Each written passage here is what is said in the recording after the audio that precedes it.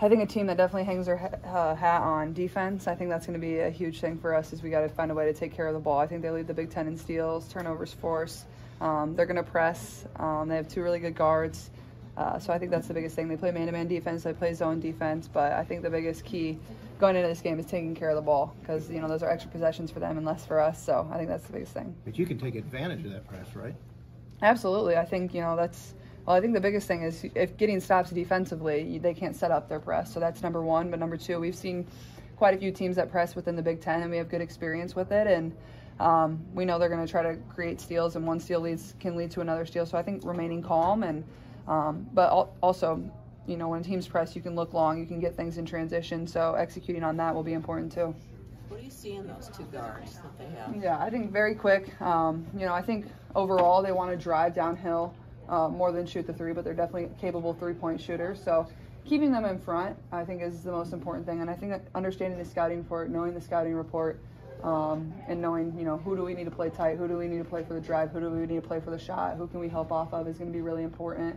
But overall, they're 2 very, very skilled guards that, they're going to find ways to score. That's just what good players do, but it's being able to limit those. Do you process that this is your last home game, obviously? Are you thinking about that, or are you trying not to think about it? Honestly, I feel like it really hasn't hit me at all. And I think that's just because I'm so locked in and excited for this game. And as a competitor, you don't really have the time for that emotion of this being the last of something. And I think it'll definitely hit me once the final buzzer sounds or once our season, ends at whatever point that is. And I think I know I've had so many amazing opportunities inside this arena that, this is my last time, so we got to go out on a high note. And our fans have been incredible. Playing in front of 15,000 of them every single night has been so special, and it's been fun to see how that's evolved over my career. And I don't think it's anything that's really hit me yet, but at the same time, I do know going into this game, this is my last. And I think as a player, that's something you can find closure in. You're not, I know this is going to be the last time, win or lose, and just enjoying and soaking in every single second. I heard a lot of comparisons out there to Ohio State when it comes to West Virginia. Are those 2 games against OSU probably the biggest ones that have prepared you for facing a defense like this? Yeah, I think they remind me of quite a few teams in the Big Ten, whether it's Ohio State with their press and good guard play.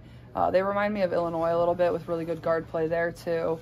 But at the same time, every team is kind of unique in what they do. They run a lot of different presses, some full court stuff, some 3/4 court stuff.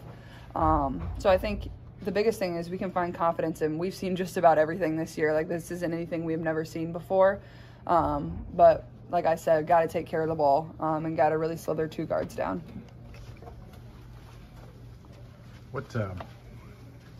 Are you going to watch the Yale game with Kylie tonight? Oh, yeah. It's so funny. My favorite thing is Isn't that listening to crazy? Kylie just scream at the TV about the Yale men's basketball team. It's pretty incredible. I take videos of her screaming at the TV. It's awesome.